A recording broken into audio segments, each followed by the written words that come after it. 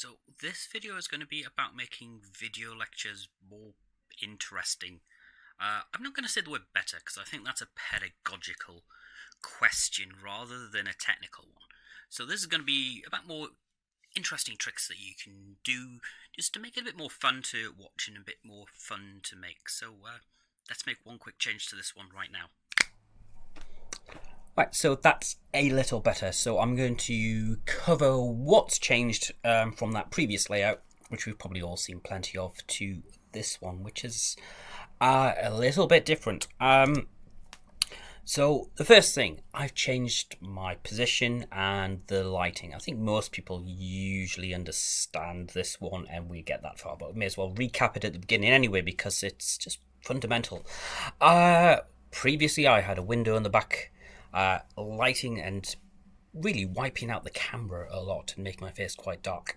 And if you've got a good camera, maybe it will deal with that, but sometimes it's actually quite difficult. So what you really want to do is move your lighting to ahead of you or to one side, and also raise your laptop up. Mostly people will use textbooks, books, shoe boxes.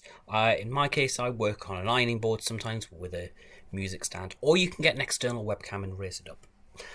That's for two things. One, it will look slightly better if you're at eye level, but also staring down is not very comfortable. You will hurt your throat really quickly if you do that. So you want to be able to talk freely, openly, performing to a webcam straight ahead instead of slightly down. So there's lots of different ways you can do that, but try to see what will work for you in your setup.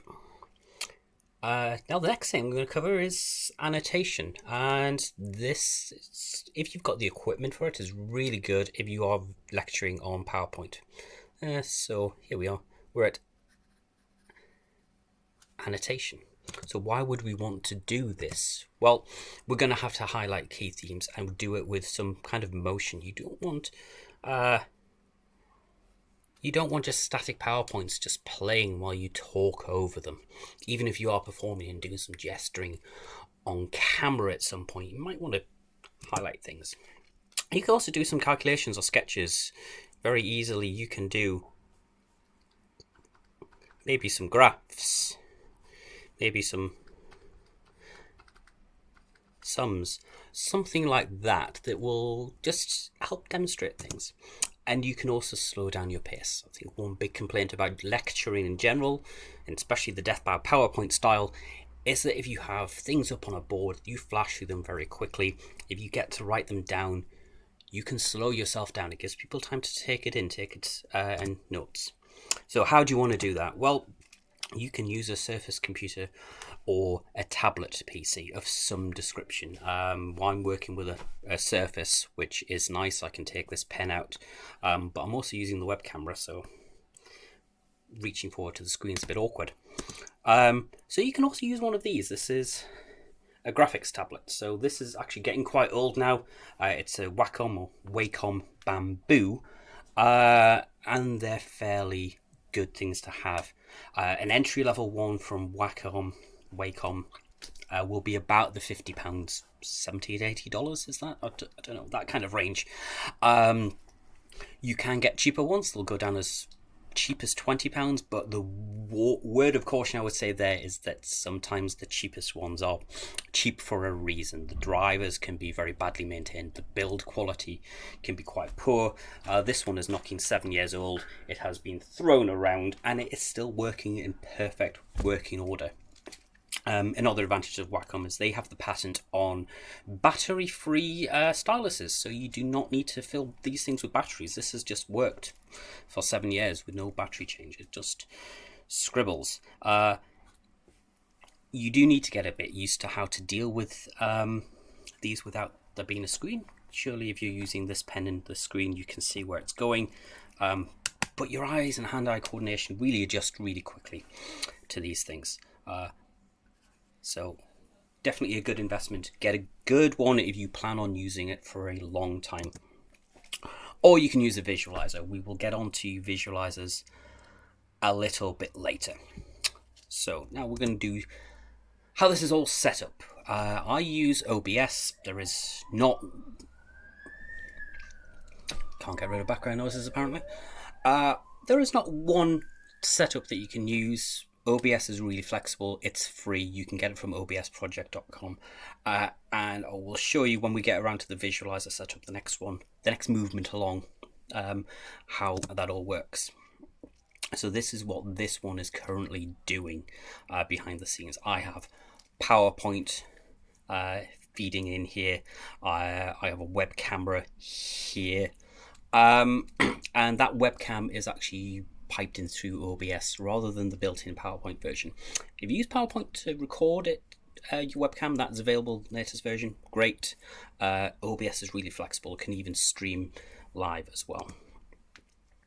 So this is the kind of setup. The cool thing about OBS is that you can swap between scenes. Oops, that's me tapping on my camera. So here we have various scenes that we can set up, and that is, different combinations of inputs, different windows, different PowerPoints. Maybe you want a web browser open, and whether your camera's there, and then sources. We'll get on to why this one has a lot of sources on later. Currently I'm just running PowerPoint and a webcam, so you can see what you can stick on there. You can stick on extra bits of text, images, more webcam sources, and so on. So really, really flexible. Certainly worth looking up tutorials and playing around with that software. Now sound. Well, why do we want good sound? Well, there are definitely some cognitive load arguments for why sound needs to be really good when it's really chippy and terrible sound quality. People aren't going to learn very well from it. So you need to get really good sound. And currently I have a couple of different sound setups, but you don't need to be buying £100 microphones at least. You also want good accessibility as well. If your sound is really clear, the automatic subtitling will capture it really well. If you've got a lot of stuff going on and crackles and stuff, it's going to be terrible. So how are we going to do it? Well, you can buy yourself an external microphone. Probably for the best things, that'll set you back £100-ish. You can get very cheap ones, but maybe the quality will not be very good. You can also use a phone. These usually have sound recorders attached to them. I'm currently recording sound with this as well, and I'll mix it in afterwards and maybe take it out to show you the different styles that it can be. You have to put in that with editing software afterwards, but if you're willing to put in the effort, it's quite easy to sync up. Simply clap, and then you can see where your video sound and your external sound matches up in the editing software. It's really fine. Something that's probably going to be more important than even the equipment will be the distance from your microphones. Usually, as a good rule of thumb, about that far is a good distance for a microphone. You can see people, no matter how loud they're screaming and singing, really close up to microphones when they're recording professionally. And that's the same for us. If your microphone is miles away or you're really far away from your desktop, your sound quality is going to be quite bad. And also the room quality. I'm in a relatively small room at the moment. That's all right sound quality. Ideally, I want to take all these cushions that are behind me and make a little sound booth. And I do that for pre-recording sounds sometimes. I literally build a pillow fort and just talk into a microphone. But my office, and you can see this in some of the lecture videos that I've done, is really echoey.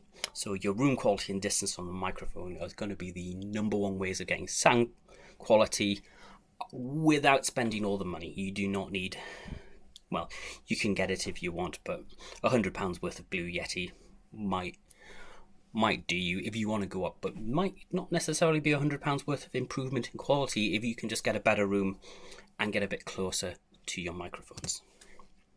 Okay, so now I'm going to do some PowerPoint tricks, and what you can see is the way I've recorded this is I've got this in widescreen. That previous one, the really terrible one, was a 4:3 standard ratio. This one's widescreen, so I've added the camera here. Hello. And underneath, I've actually used that what would be dead space to put a table of contents. So I'm actually integrating the camera into PowerPoint rather than just a standard slide deck that I'm then just going to stick the camera over the top. I'm actually thinking about where it's going to be. Where's that image going to be projected on? Can I integrate it into my actual slides? Yeah, it's really good. And then that space underneath I'm using as a table of contents. I've previously used a setup like this. I've usually used 3 or 4 bits of content down there, and that helps make sure that you're not going to go too long as well. If you're on 3 or 4 different things, you'll hit that magical 7 to 10 minute chunk. So what else can we do to make things a little better? Well, what you can see underneath me here is actually in the slide master view. So you go to PowerPoint views, slide master. That will set up your background. So there's black that's down here, and the text, that's all on slide master. That means you can reuse it again and again. You don't need to keep copying and pasting the same stuff on your slide. You can stick logos, you can stick branding on there, you can stick your contact details, page numbers. There's all sorts of stuff you can do with this slide master tool. You can even get multiple different types of slides and use them. If you ever downloaded your own visual identity corporate ones, there's probably a lot behind there that you might not have seen if you're not aware that it exists. And the other really fun thing is this thing called dynamic content transitions, because this stuff, if you go onto the transitions in PowerPoint, ignores what's on the slide master. So I don't know if you've maybe picked up on it, but during these slide transitions, none of this stuff down here is moving. All the stuff over there is. Now that means that, this dynamic content is working for us. So it's only going to pan the stuff that I want. Anything on the slide master will stay in one place. Also, if you got the latest version, I think this is it's the last 6 months, maybe 12 months worth of Office 365, gives you this thing called Morph. And Morph is really good if you want to make some very interesting animations very easily. So previously I've worked really hard with PowerPoint to try and make it do some clever tricks, and Morph will do it, because you just do one slide, then another slide, and it magically moves everything between the two. So it will move characters, words, individual objects. So if you've got any anagrams, you can magically make them move around. Now there are some bit awkward, unpredictable stuff, but with a little bit of creativity, you can control it. I would probably say play around with it, experiment. Have to usually at least duplicate a slide and change it. Anyway, I would say if you want to find any resources or tutorials, PowerPoint Spice on YouTube has certainly given me a lot of good ideas for how to deal with this. She does some really, really interesting graphical stuff with it. Anyway, that brings us to the end of this part. Now we're going to have a look at Visualisers and how to set that up. Right, so this is a bit more of an involved setup around. I'll get on to explaining what OBS is doing in the background, but this one is about using Visualisers. So you may have played around with these in lecture theatres before. The expensive ones might set you back about £100, so maybe avoid that. Cheap ones tend to be just glorified webcams on sticks, so maybe they'll work for you, about £20 to £30 worth of kit. This version is going to be effectively zero budget, depending on the type of phone you already have. So before we get onto the Visualisers, let's just look a bit what OBS is doing in the background. I need to hit the screen with this now. So let's have a look. What are we doing? Well, OBS has a lot more than just assembling windows and webcams involved in it. You can add in pictures. So there's a background image being assembled there. The webcam's obviously off to one side. I've even got icons for Twitter and email account. These are actually in text as well. So there's text telling people what my contact details are if you want to brand your content. So this is all assembled in OBS. Do play around with it. It's really useful. It takes a little bit of setting up. Sometimes it's a bit fiddly to size everything, but once you've set it up once, you've got it set up. And that's what I currently am using here now. Now, if you want to use a visualizer, you will want to use things like the hotkeys in OBS. That's off in the settings somewhere. You just need to find it.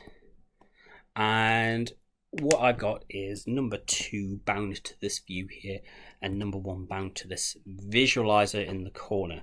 So if I want, I can just hit the number 1 key, make sure it's here, and I can draw on here, or I can show objects. I'm also using a reusable Rocketbook notepad here as well. So if I draw anything important, I can snap a photograph of it. All the levels will be adjusted. It will be saved as a PDF and emailed to me automatically. They're really quite useful. £20, I think, for the whole thing, plus the right kind of pens for them. So I can wipe that clean and reuse it. It's like having a reusable whiteboard. It's really nice. Now, you have to make sure you switch back afterwards, so that's something to keep track of in your head. But this setup also means you could keep the slides on screen. So if you stick a question on the slide and you want to answer it on the visualizer, the question can remain down there. All the pertinent information is still visible, especially if you're recording in HD, so you can definitely see it. Just remember to swap back afterwards. So how am I actually setting this up? This is done through something called DroidCam. So this over here is not a webcam, it is not a visualizer, it is a mobile phone, and it has DroidCam installed on it. And so it's an Android phone. DroidCam works really nicely for it. For iPhones, there is an equivalent version of it, which works probably less good, but I haven't really played with iPhones, I'm sorry. So I can only recommend DroidCam for this one. And that pipes into OBS just like a normal webcam setup. So once you've got DroidCam installed, it will act as a source. There's even a plugin for OBS now that will take it directly from DroidCam, so you don't need to run it in the background at all. It's very new, so it's still slightly buggy, so I'm still running DroidCam separately and piping it to OBS rather than using the plugin. But yeah, in about a year's time, when that's all sorted out, you could probably pipe a phone directly into OBS and this will be fine. So we can swap back to this visualizer thanks to this software. So that's visualizers done. Next, let's look at the whole green screen thing.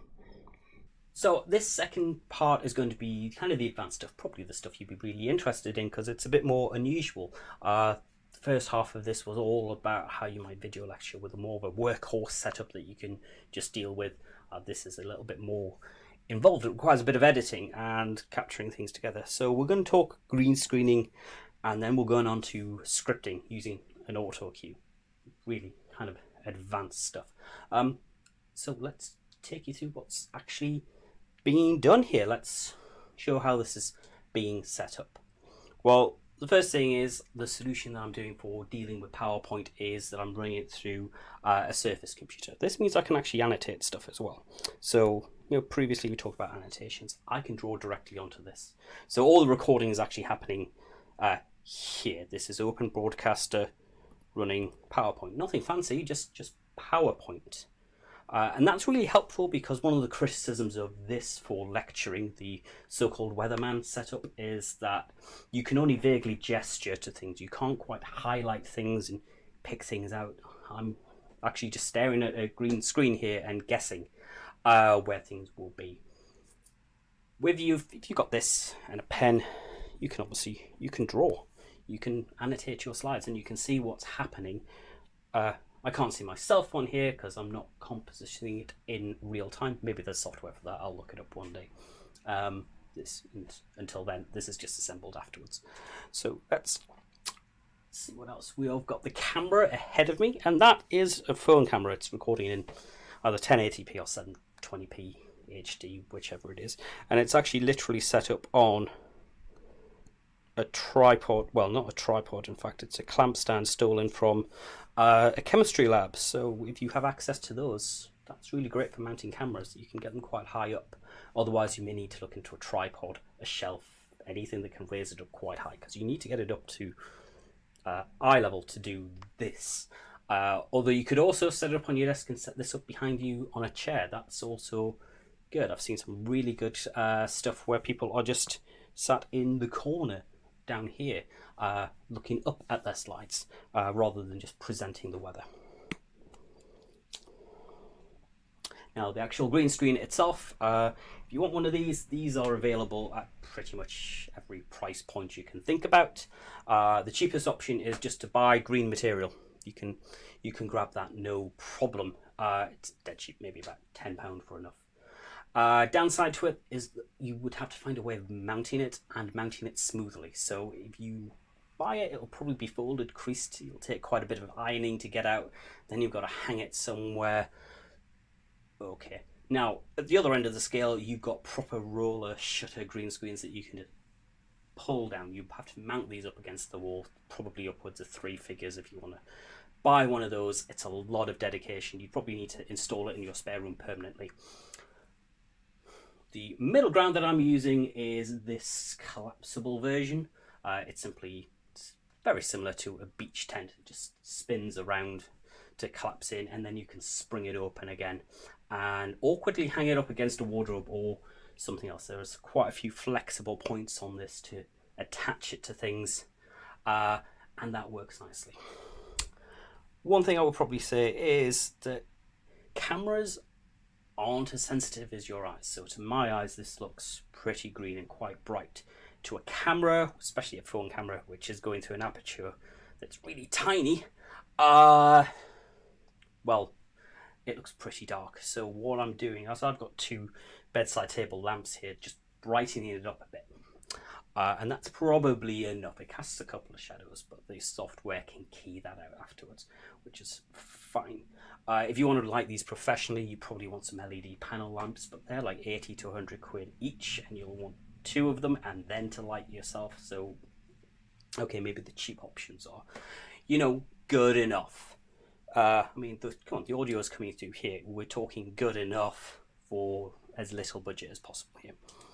And it's all been edited, in my case, in Lightworks, but there are other options. I mean, there is, DaVinci Resolve. There's After Effects. Very expensive bits of software there. After Effects, I should write it properly. After Effects, Premiere, that kind of thing. The Adobe stuff is probably quite pricey, but DaVinci and Lightworks have free versions that you can edit with. And the advantage of those is that the flexibility in what to key out is really good. You can basically pick the right color, you can do hue, tone, saturation, and key it over time as well. So if the lighting quality changes, you can adjust in your edit afterwards. That's really the power of professional software. If you did it all through OBS in real time, it's all right, but it has its drawbacks. It's a very quick and effective algorithm that just allows it to key out green in real time. So you would need to be very well lit to do it in real time. It is possible. I have tried it. You just need to make sure that that camera is piping into here in real time, and sometimes connections can be dodgy. And if that falls out of sync, well, you can't. So hence, I try to do this in 2 things and then just assemble it afterwards. So that's how I deal with that. The next part, we're going to look at scripting and how to use an Autocue. Right now, I'm not making things up as I go along. I'm reading from a screen while looking at the camera, which requires a teleprompter, also known as an Autocue. This has a few advantages that should be obvious. I'm not umming and erring as much as my usual way. I can say much more precise or planned sentences without memorizing them. Also not going to forget and skip over information and have to come back to it later. And of course, the time spent recording drops significantly. It can be done in 1 take, well, most of the time. There are a few downsides, or at least challenges and caveats to this. The most obvious being the setup time. So typing and proofreading a script is like lecturing twice or 3 times anyway. And the difference between written and spoken words is kind of subtle, and you'll want to work out what's comfortable to say as opposed to just type. But at least you know what you're going to say is what you intended to say. So the principles of an Autocue are fairly straightforward. You have this pane of glass at 45 degrees that reflects the screen of text underneath it. but that is all completely invisible to the camera that's behind the pane of glass, and it still lets light in from outside, so great. Anyway, you can buy teleprompters that are compatible with phones or tablet computers. Great. Professional ones will have very thin glass and some fancy reflective coatings to make them more effective. Those are pretty pricey though, setting you back at least 3 figures. Or you can build one yourself for about $5 worth of clear acrylic and some foam board. So designs to build them are all over the internet. They're honestly not that hard or complicated to make. I would recommend the 1mm acrylic or thinner, though I've got a 2mm sheet and it turned out to be quite a bit of effort to snap it to the right size. You have to literally score it really, really deep and then brute force it. And also the ghosting from reflecting on both sides is quite bad at 2mm, so I'm probably going to buy some thinner stuff in the near future. And of course, you can cue PowerPoint clicks to it. Just add a cue on the text so that you know when to do it. And this saves you from having to set any timings afterwards if you have any complicated animations. Now in this setup, I've got a set of slides running with a blue background and I'm keying that out in the edit afterwards. Alternatively, you can set it behind you with a green screen or even do it picture in picture as we started with. So that brings us to the end of Autocues, how to make some lectures a bit more interesting. This is about as far as I go with it. If you have any other ideas, do please get in contact with me. Let me know what you think and if you've done anything interesting as well.